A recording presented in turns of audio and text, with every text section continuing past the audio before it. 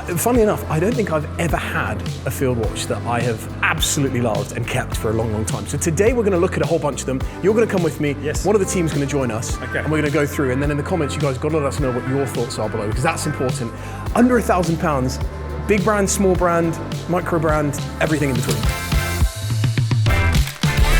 Thanks for coming, man. An absolute pleasure. This is the first ever video about the Time+Tide Watch Discovery Studio in London. I can think of no better person than you. I'm about to come and hand get you. I'm hand delivering you from the station. It would be really cool to use this studio as a place where we can explore field watches. Yes. But the rare opportunity for us is that you have all of these watches in one place. A lot of these brands are brands that built themselves online, and therefore you don't often get the chance to handle them. So that's the real opportunity for us today, I think. Oh, thank you. It's open. Hold tight. After you. First floor? Is it first floor? Yeah, that's true. Oh. All right. Video 1, day 5. Justin. Yes, sir. What are we going to do in this space? Because there's so much possibility. Yes.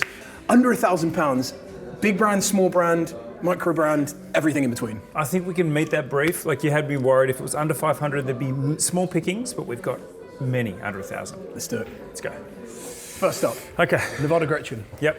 Oh, Christ almighty, there we go. Right, guys. What was your pick out of the two here? Because we have a tropical dial and we have a black dial. Well, I think it's important to say with Nevada Gretchen, because they are a brand that have historical relevance. People will know the name from the past. It's been revived in recent years. Proportions are beautiful. 38mm stainless steel case. This is, I mean, you'd be mistaken for thinking across the room it was an Explorer. That's true. I'm sure there's no mistake. And it's the Super Antarctique, and I just love the lume against that black dial. The lollipop hour hand reminds me of an old vintage Tudor, maybe. It's got it all there. This is the definition, in my mind, of what a field watch actually is. And I know we'll have some debate in the comments below about what a field watch actually is. Well, I mean, it is. It's an existential question, but it's a good one, because I think everyone has a different definition. But for you? Legibility, wearability, and comfort. I mean, wearability and comfort are the same. Either way, legible and comfortable. And I think proportionally, we're at a point now where this is the money shot for most wrists. Okay. Let's take the black dial. Done one. George is going to join us. Come on, George. Right, George, let me put that on the tray. Please do. There we go, sir. Okay, up next, we've got Serica. Now, this is a brand, honestly, when I rocked up the other day, I think I might have been one of the first men in. Yes. I sort of busted the door down, and you kindly let me in. Yeah. This was a brand I've never, ever got hands-on with, but I've known of for years. French guys. Yes. Insane taste. Yes. Beautiful proportions, beautiful detail. This is their field watch here at the bottom. And chronometer certified, which is taking that whole quality offering, the value proposition of micros, to another level. Yeah. This is the sort of watch that I think you put on, and we're going to try it on now. Yeah. I think you get the sense you're getting real value for money. It doesn't feel like a watch that's under £1,000. Yeah. But the big question is, Andrew, is which dial variation you can go for, because it comes in a whole bunch. You've got California, you've got what's all painted, you've got the sort of the lume plot, the plot, then you've got the numeral, then you've got the full numerals lineup. What are you going for there? I cannot look a California dial in the face and say no. I just can't. So I want the California dial. For me, that's the winner. Right. I'm gonna go for something else as an option. Just give me one of these here on the left or the right, because to me it's a little bit more classical, a little bit of an easier readout. And actually, I'm excited to see what it feels like on my wrist. I have never put one of these on my wrist. Have you never? Never. No, I just keep putting the 5303 dive watch on over and over again. Look at that, look at that. And size-wise, it's important to say that this is actually under 38mm. Yeah. So the first one, the Nevada Gretchen's 38mm spot on. This is actually 37.6-ish. Yeah. But, you know, what a great proportion again. Right, onto the big boy. The Field Watch Kings. Hamilton. So many choices. Justin, I'm actually... There's white dials, black dials, bronze, there's steel, there's different sizes of field watches, there's different bracelets. Yes. I'm so curious which of these. I got no idea where you're going, my friend. Yes. For me, it's hard to get your head around the value. £500-ish for a khaki field. And the question is, which variation do you go for? We've got black dial, we've got white dial. You love the bronze. Now, we're not going to touch the bronze because I think is that slightly above? It might be slightly above, but I'm not going to go for bronze. No, that's within budget. That's within budget. So we could go bronze, we could go bronze. Well, I'm going mechanical. Okay. 38 millimeters again. Yeah. And I'm going to go for the white dial with the classic. orange accents. Yeah. Absolute killer. Ross, have you got the key there, sir? Guys, Russell, you'll know Russell's words from the website. Here we go, a little key. People coming in every day asking for the man's autograph. Yeah, exactly. And look at him. Yep. In fine fettle. Jeez, what a multitasking king. And by the way, quality of the strap. Talk about the Have you experienced the strap before? No, I haven't. Feel that.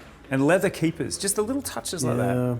Incredible. Oh, yes. I love that. That's going to be hard to beat. I feel like even though that's half budget, dude, the cream on the hands. Guys, come on, that is stunning. Right, Russ, let me lob that in there. Okay, so Next up, Zodiac. Surprisingly, I believe we may have a contender in Zodiac. I mean, you know, Zodiac for me is a brand that's burst onto the scene in the last few years, and it's all about colour. Now we're not discussing colour today, but the brand is about fun and it's about playfulness, material innovation, of course. Yeah. But we're actually going for this bad boy here, this field watch here. Look at the font, the automatic font there at 6 o'clock. Look how beautiful is that? Speaking of Patek, that does remind me of the Calatrava with the grain dial, the photon. Yeah. So let's get this one in the mix, Russ. Come on. Interesting positioning of the crown there at 2 o'clock. Yeah, that's intriguing. And the case itself. Yep. Russ, do you mind if I How would you describe that case? Because it's not a cushion. Look at that. Or is it? How would you describe that, Russ? You must have written about this at some point, no? Look at that case. Oh, well, it's the crown guards coming up that just sort of give it that. So in many ways, what you've got is actually protection on the crown guard built in through the case, which is really interesting. Yeah. We're going to put that in the mix. Yeah, let's do it. Where are we going? We're going to Baltic. Yeah. The Hermatique, one of the great new designs in recent years. When I first handled this, I just couldn't quite believe the level of detail. It's got these blocks of loom, so the markers are just blocks cut out. Insane loom, by the way, as well under the light. We can, I'm sure, get a UV on there. But the way that case is sunk in, the crown, is sunk recessed. Incredibly beautiful. Now, I also happen to love the colours, and I think what the colours they've chosen, the palette they've chosen, are just beautiful. This sort of beige, the bone, the off-white, the ivory, and the beige. What is that? Incredible, look at that. Yeah. I mean, look at it. It's got depth and layer on the dial. The hands, the sort of syringe hands. I can see that in the palette that you tend to wear a lot of beige. Yes. And that sort of almost military, like out of Africa vibe, which I love. Oh, yes. South African. Let's do it. Let's do it. Okay. Russ, have you got the key there, sir? Good man, there he is. Okay. What are we going for? We're going for the bone. Okay. There you go. Very nice. Yep. Oh, you're arranging these very nicely. Oh, what a sexy selection of watches, Justin. Oh, hang on. I feel like we've walked past a contender. Yes, we have. Anything. Yes, we have. The O2. Yep. The O2, the field watch from Studio Underdog. Studio Underdog, almost unstoppable at the moment, seemingly. But for this particular model, again, we're at a position where we've got to discuss dial colours. Yeah. This is the Series 2 field watches. Well, Rich is a guy who, when I first met him, he had just left Braun as a designer. I mean, the guy is a design nut. That's something that maybe people don't always realise. Tell me exactly what you said a couple of days ago, because you said you met with him and he just didn't he didn't have anything. He just left Braun. We met for a coffee. I can't actually remember how he got in touch, but it was great. And we just met at a local coffee shop, and I was like, this guy's going to do well. Like, I knew he was going to do well. Do you reflect on that and just think, I had no idea what I was I know, I left just thinking, what was that? But now it's amazing. I mean, look, God, the guy's just exploded. So we're going to go for this. I'm going for this. Okay. This one here, this sort of off-white again. That's is that the fully luminous dial? Yes, it is. Yes. And again, it's a bit of a step change from what we've got in the lineup already. Yeah, it is. A full loom dial? Full loom dial, first full loom dial in the lineup. Yeah. All under 1,000. And if we're talking about legibility, which we think is a criteria of a field watch, then I think that is something that has to be considered. That's something that has to be considered. So there is one more. We didn't even get to Farah. Okay. There's a late contender. I'm throwing this in the mix just because as a wild card, again, we have a very on-trend, would you call this salmon adjacent or salmon? That's kind of pure salmon. I'd say it's pink. I'd say it's a pink dial. It's pink, yeah. And I love it. Okay. I love pink it. Dial, matte red finish. seconds hand. I'm going to give it a little twist. This is all happening real and live. We have look at that. The contrast pointer is on the second hand. hand. The pointer on the second against that pink dial is really quite striking. I think it deserves to be I tell you what, Andrew, we hadn't discussed this, hand on heart, we hadn't discussed this coming in. I ran back to get it. And that might be right up there with me. So you're saying that's under 1,000? It is. Okay. Yeah. I don't know exactly how much, but size-wise, that looks to me like it might be in and around 37, 8 as well. Yeah. Beautiful curvature to the side of the profile of the case. Blue applied logo, like giving you a get it on the tray. I feel like a baker with many hot, tasty goodies here, Justin. Croissant? This is the part. Chocolate croissants? People love this part. There's watches in front of us. They're about to go on naked wrists. Yes. One of the most enjoyable things for me is taking friends out who never got into watches, just couldn't get it. Then suddenly one day I get the message, can you take me out? I want to get my first watch. Yes. And it's so fun to take them brand to brand and model to model and just let them go for it.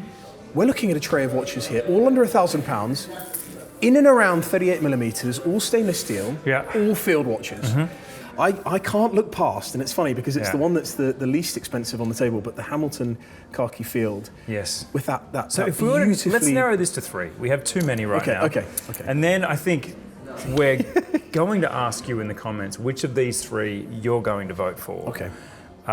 As soon as this entered the chat, I was like, damn it, game over. I think that's going to win. But I do have some arguments against you. So that's your number 1. So we're agreeing that one's in. Let me get a second tray. Can we have a second tray? Thank you, Russell. Russell is Good just... Lord. It's like Ready, Steady, Cook. This one I've been working on. I've been working on this one earlier, and now it's ready to go and it's cooked. Always one step ahead. So we're agreeing that the khaki's in there. You can't not. And I think the thing about this watch, again, looking at this now, it's just these little luxe touches. Look at the way they've applied this leather band to the holes that get very frayed quickly on a NATO. One of the downsides of a NATO is that the actual punctured holes get very frayed quickly.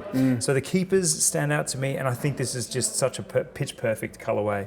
This beige inlay on the hands and on the indices. Yep. Okay. Where are we next? I think I'm going to taste the Serica fruits. Serica's here because, like you said before, I had just never experienced this brand in the hand until months ago, literally months ago. And I have never put a field watch from Serica on the wrist. The bracelet is very light. That gauge of steel is super light. So don't expect that sort of comforting, oyster, what's it called? The oyster bracelet. You know how good an oyster bracelet feels? You're not getting that feel from this. This has a real vintage feel. This is vintage Rolex feel. Between the links. It clips between the links. There you go. So this little piece you just slot it between and then slide, and then it snaps back. That's kind of genius. Oh boy.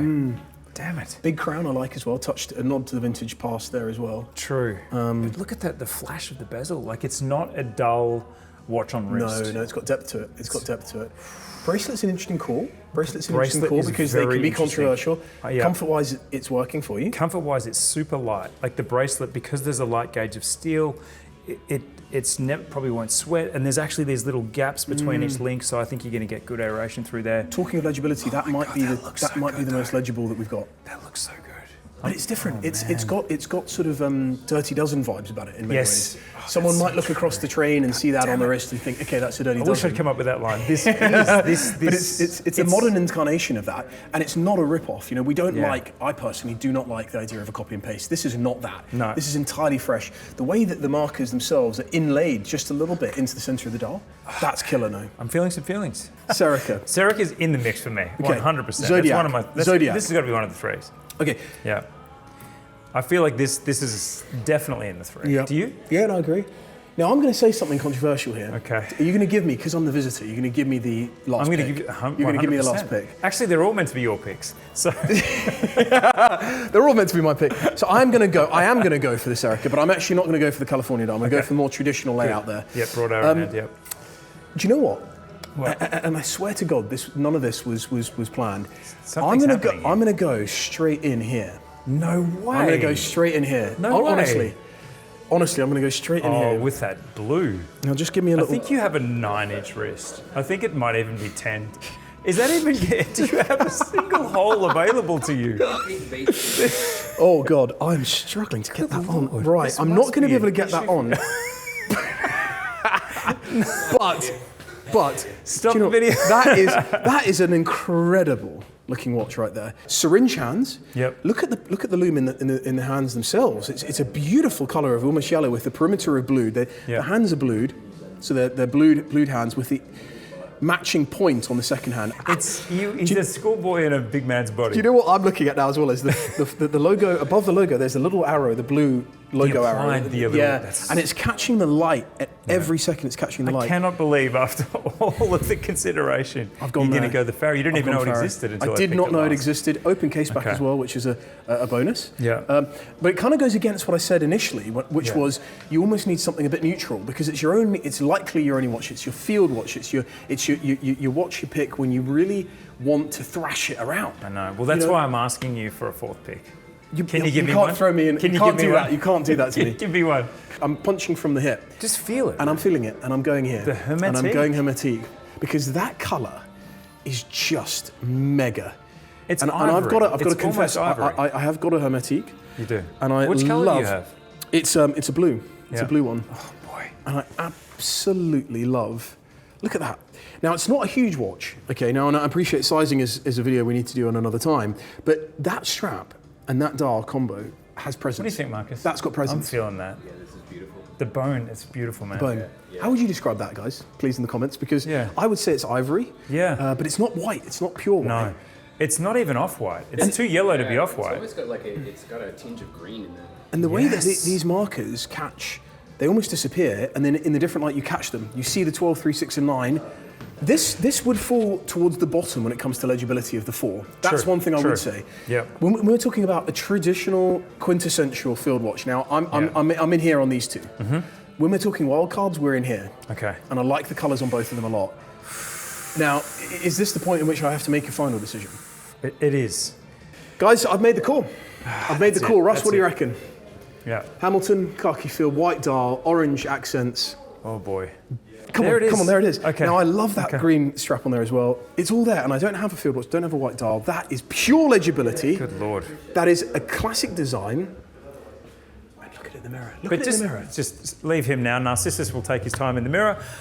What do you think? Do you think Justin made an unimaginative but logically sound choice? Do you think I am right in the fact that if I was in Justin's shop and Justin asked me to do this video, I would take this every day because it's giving me neo vintage in a way that no brand has captured.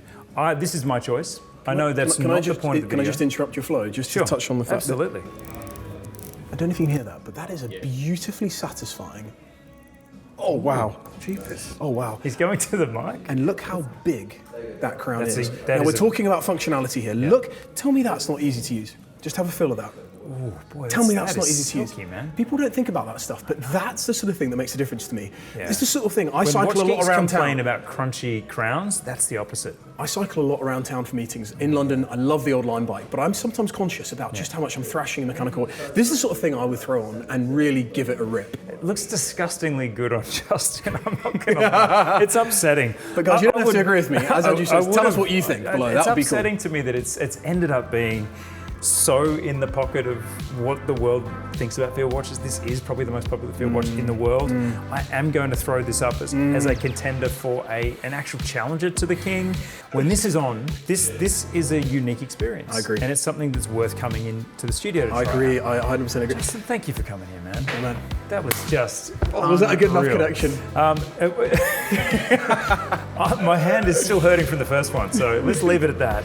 But thanks for coming, man. Man, thank you for having me. Guys, if you are in London, dear God, the man's not paying me a sausage to say this. Do pop in and see the place. It's amazing. Until next time, God knows, I may not get the call up for the next one. But here we go. That was our 3 picks and our final pick of field watch for under £1,000. Let's see what you think. Catch you later. See you there.